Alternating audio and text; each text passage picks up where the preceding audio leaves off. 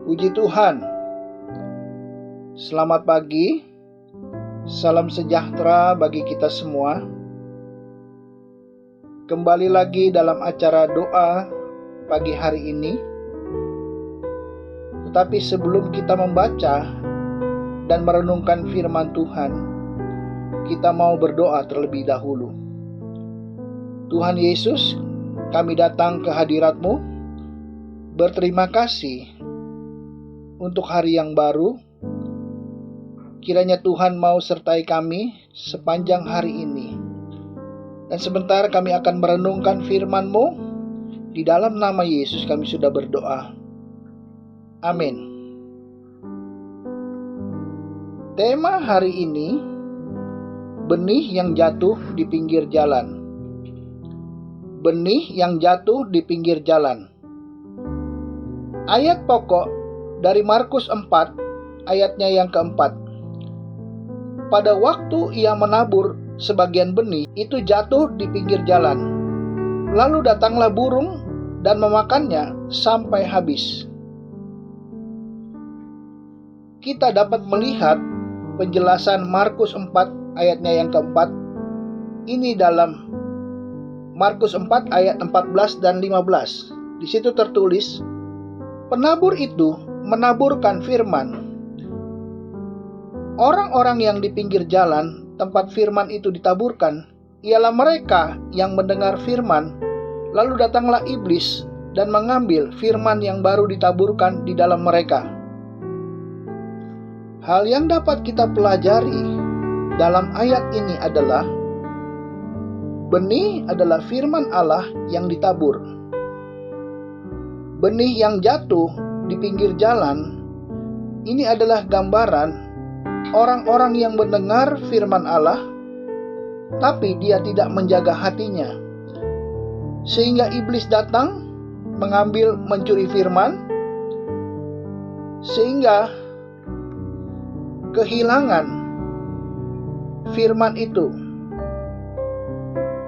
Kalau kita melihat di dalam Lukas 8 ayatnya yang ke-12, di situ tertulis, yang jatuh di pinggir jalan itu ialah orang yang telah mendengarnya, kemudian datanglah iblis lalu mengambil firman itu dari dalam hati mereka, supaya mereka jangan percaya dan diselamatkan.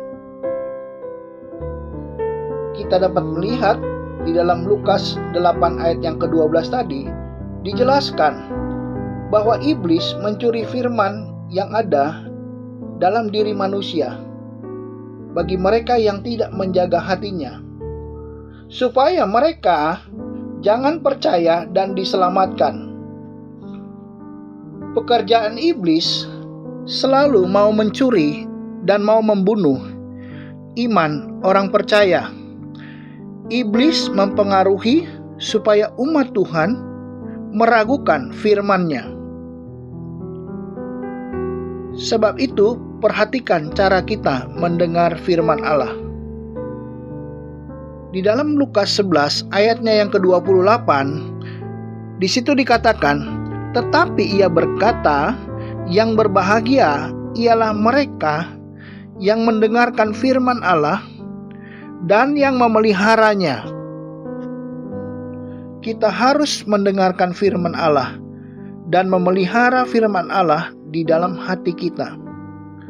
Sebagaimana Yakobus 1 ayat 22 tertulis, tetapi hendaklah kamu menjadi pelaku firman, dan bukan hanya pendengar saja, sebab jika tidak demikian, kamu menipu diri sendiri.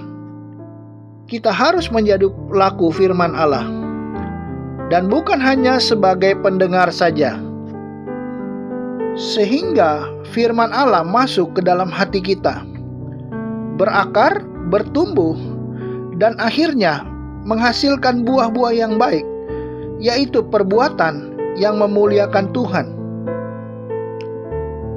Orang-orang yang suka mendengar dan menyimpan firman Allah dalam hatinya akan mempunyai iman yang kuat, sebagaimana Roma 10 ayatnya yang ke-17.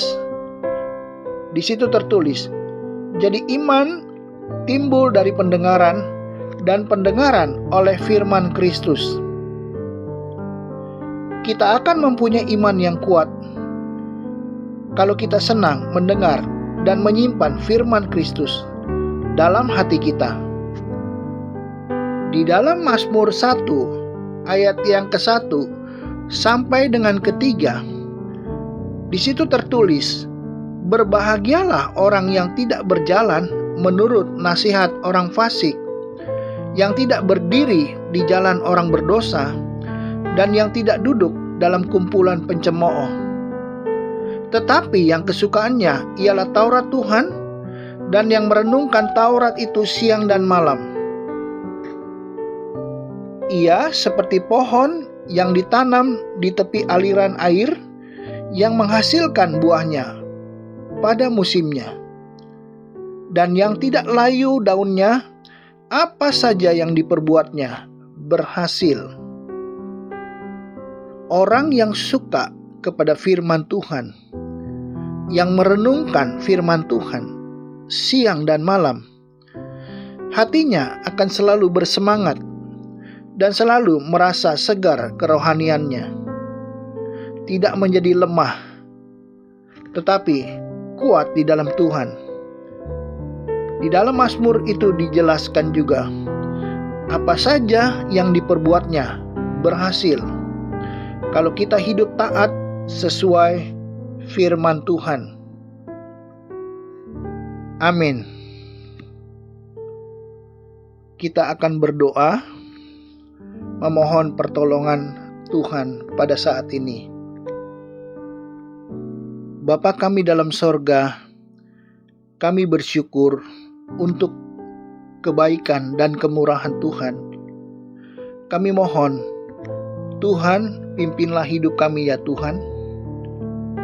Tuhan menjaga, Tuhan memelihara dan melindungi siapapun yang mendengar doa pagi hari ini, dan semua jemaat yang mendengarkan doa pagi hari ini bersama-sama berdoa bersama dengan kami. Hamba berdoa untuk semua jemaat Tuhan, kiranya Tuhan menolong semuanya. Bagi mereka yang bekerja, Tuhan berkati di dalam nama Yesus. Bagi ibu rumah tangga, Tuhan berkati di dalam nama Yesus. Kuatkan, sehatkan mereka semua. Bagi setiap anak-anak yang sekolah, mungkin online, Tuhan tetap Tuhan berkati di dalam nama Yesus. Tuhan tolong semuanya buat baik dan lancar. Bagi mereka yang sakit, hamba berdoa kiranya Tuhan bilur-bilur Yesus menyembuhkan. Mereka yang sakit pada saat ini kami serahkan Tuhan di dalam nama Yesus. Nyatakan kuasa kesembuhan itu Tuhan, sehingga pada waktunya mereka boleh bersaksi bahwa mereka telah disembuhkan Tuhan. Di dalam nama Yesus Engkau jamah. Bagi mereka yang belum mempunyai pekerjaan, kami berdoa Tuhan tolong di dalam nama Yesus. Buka jalan, berikan kemenangan Tuhan. Tuhan buka peluang-peluang Tuhan supaya mereka mendapatkan pekerjaan.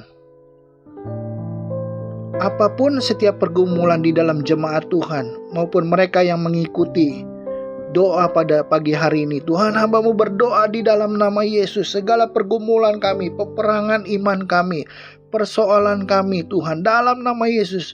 Mungkin ada jemaat-jemaat Tuhan, mereka yang mendengarkan mengalami kekurangan, di dalam nama Yesus. Tuhan tolong cukupkan kebutuhan jasmani mereka di dalam nama Yesus. Bahkan juga Tuhan berkati secara rohani.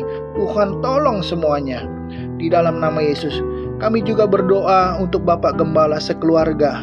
Tuhan jaga, pelihara, lindungi, berkati jasmani maupun rohani. Pakai mereka di dalam melayani Tuhan, sehingga nama Tuhan dipermuliakan. Tidak lupa juga kami berdoa untuk Bapak Presiden kami, pemimpin kami, Wakil Presiden, seluruh jajaran menteri yang ada. Tuhan tolong, Tuhan berkati mereka. Tuhan berkati bangsa Indonesia. Tuhan berkati kota Jakarta. Diberkati Tuhan di dalam nama Yesus. Kami berdoa juga usaha menangani pandemi. Berkati di dalam nama Yesus. Tuhan tolong semuanya. Tuhan tolong para dokter, rumah sakit yang ada, juga seluruh mereka yang bekerja. Tuhan tolong mengatasi pandemi ini. Di dalam nama Yesus, Tuhan pulihkan negara kami. Nyatakan kuasa-Mu ya Tuhan. Tuhan, juga kami berdoa buat setiap usaha penginjilan. Tuhan tolong dimanapun hamba-hamba Tuhan berada, penginjil-penginjil yang ada, semua mereka yang bersaksi di dalam nama Yesus Tuhan, supaya banyak jiwa boleh datang kepada Yesus, menerima Engkau sebagai Tuhan dan Juru Selamat. Ya Tuhan, kami serahkan hidup kami sepanjang hari ini di dalam nama Yesus. Tuhan tolong kami semua, segala persoalan kami serahkan hidup kami semuanya ya Tuhan. Di dalam nama Yesus kami berdoa juga, Tuhan berkati hidup kami, baik jasmani maupun rohani, sehingga damai, sejahtera, sukacita ada di dalam hidup kami pada hari ini, karena berkat Tuhan melimpah. Di dalam nama Yesus kami sudah berdoa. Haleluya. Amin.